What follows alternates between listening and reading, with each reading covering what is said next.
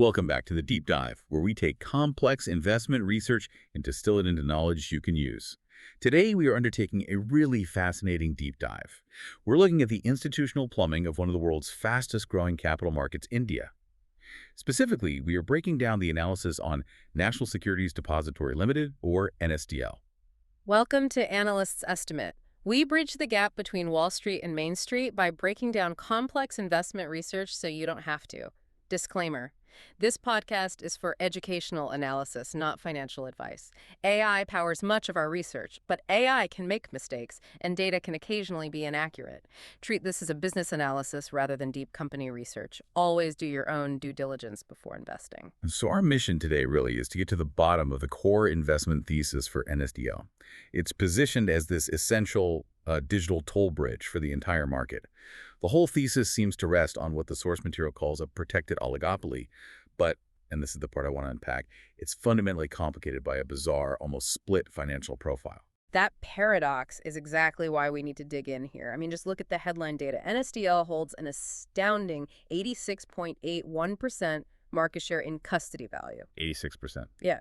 They manage 464.16 lakh crore of assets. The scale is just immense. It is. And the scarcity, the fact that they're almost irreplaceable, it pushes the valuation to a pretty high PE of 62.8. It reflects a massive scarcity premium. Okay, so we've got an essential utility, a valuation that screams elite profitability, but a financial profile that's, well, complex.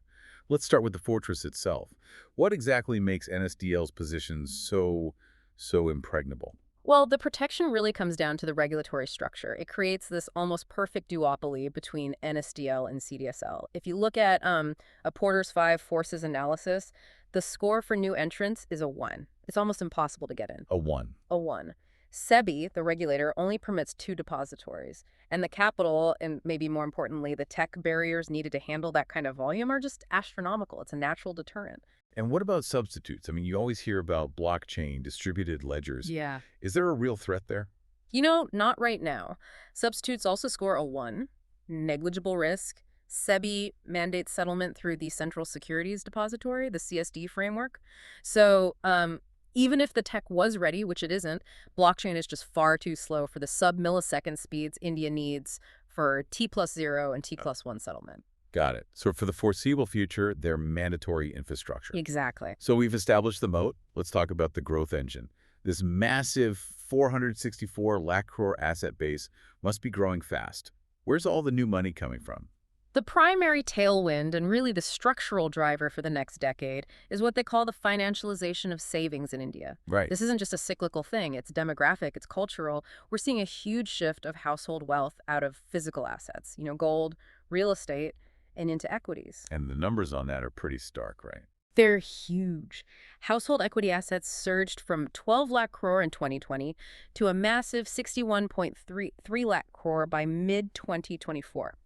And because NSDL dominates the institutional side, they capture the highest quality, most stable part of that flow. And this is where it gets even more interesting. It's not just about listed stocks. Yeah. NSDL is also building a pretty major future moat in the unlisted market, too. They absolutely are. They hold a commanding 73% market share in unlisted company registrations. Now, why is that so critical? Because every single one of those, 73,000 plus unlisted issuers represents a captured pipeline of future revenue. I see. When those companies mature and they IPO, they automatically convert into recurring, high-margin, listed custody revenue for NSDL. It's a huge strategic asset for the long term. Okay, so digital toll bridge, structurally protected, powerful growth engine. Now we have to confront the big paradox. You'd expect an infrastructure monopoly to have these elite, consolidated profit margins, but NSDL's consolidated EBITDA margin is only 23.95%. Help me make sense of that. This is the very heart of that bifurcated financial profile. Yep. We have to split the business into its core parts.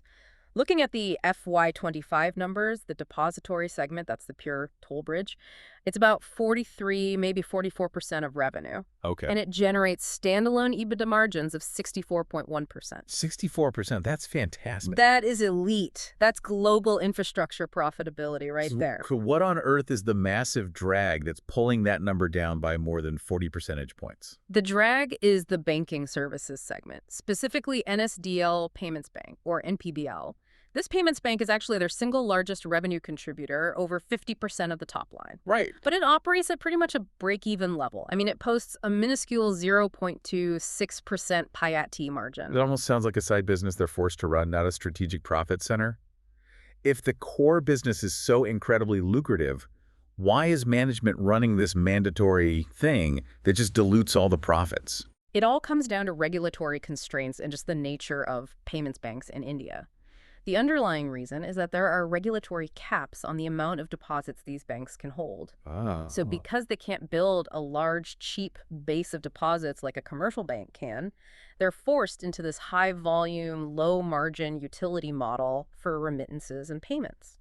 So if the depository is the exclusive toll bridge making huge profits, the payments bank is like the mandatory high-cost food court built next to it. It's required for financial inclusion, but it just eats up all the returns. That's a perfect analogy. The deeper analysis shows NPBL's expenses consume 91.5% of its revenue, mostly from high variable payouts for remittances. Mm. This regulatory model creates a staggering gap between the consolidated and standalone net PT margin.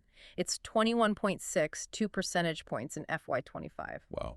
Yeah, and that significantly impacts what shareholders get, even though the core depository asset is just, well, it's supreme. And you can really see that quality when you look at the unit economics, especially compared to their pure CDSL. Precisely. NSDL earned 156.8 rupees in revenue per account in FY25. Okay. That's a 2.8 times premium over CDSL, which is at 55.44.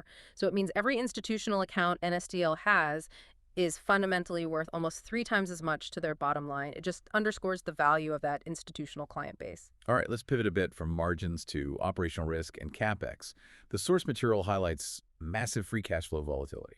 The swing is dramatic. It really demands close attention. FCF went from negative 1,653 million in FY24 Negative. to positive 2,417 million in FY25. That's a swing of over 4 billion rupees in 12 months.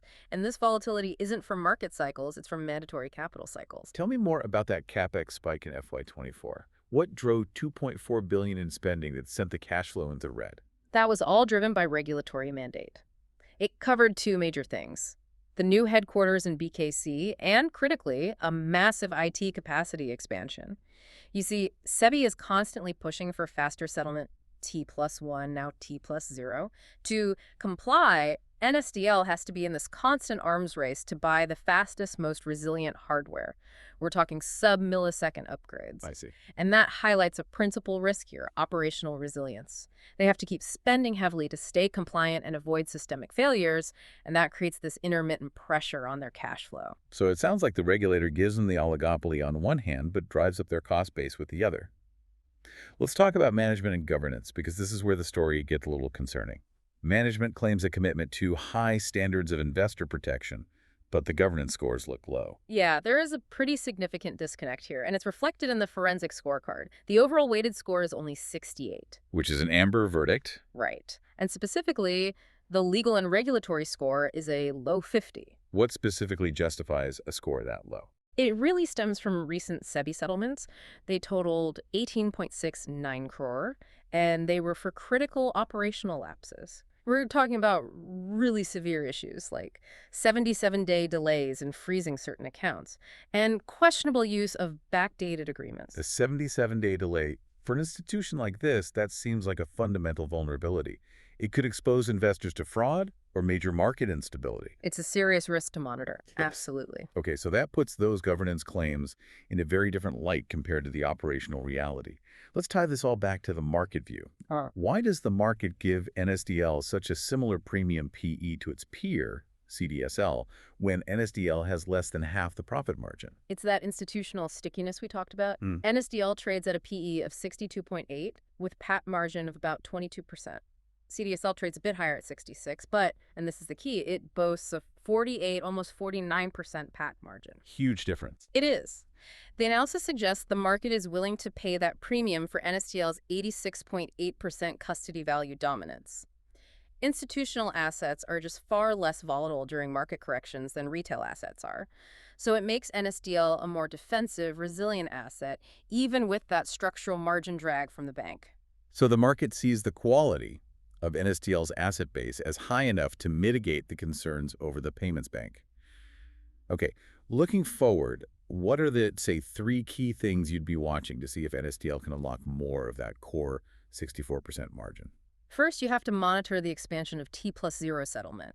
As more stocks get covered, it directly changes the run rate on their transaction fees. That could really boost their core revenue.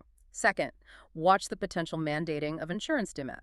NSDL leads this space through its subsidiary, NDML, if all insurance policies have to be dematerialized. That opens up a whole new massive revenue stream. A massive, untouched, recurring custody revenue stream. Exactly. And the third point, I assume, links back to that pipeline we talked about earlier. Absolutely. The conversion rate of those 73,486 unlisted issuers into recurring custody revenue, that provides a foundational, non-market dependent growth path. And, we also have to watch if that NPBL subsidiary can somehow shift its business mix to generate more stable float income. That's really the only way to genuinely improve the consolidated return on equity. So the conclusion seems to be that NSDL is, without a doubt, the digital toll bridge of India's securities market. It's an essential utility. But the elite institutional toll collections are essentially subsidizing and funding the strategically important but very high-cost banking food court next door. It's a robust long-term infrastructure hold, but investors have to treat the consolidated margins, the FCF volatility, and these ongoing regulatory compliance issues as non-negotiable things to watch. And that leads us to a final, maybe provocative thought for you to consider. Given NSDL's fortress balance sheet, they operate with zero debt and it's commanding market scale, is the current scarcity premium really justified? Or will the continued regulatory need to fund that high-cost banking subsidiary eventually force some kind of political or regulatory reduction in the core depository fees just to keep the overall consolidated profitability in check? Something to really ponder as India's financial landscape continues its massive transformation. Thanks for tuning in. Remember, this isn't financial advice, and since we utilize AI, always verify the data yourself. See you next time. Welcome back to The Deep Dive, where we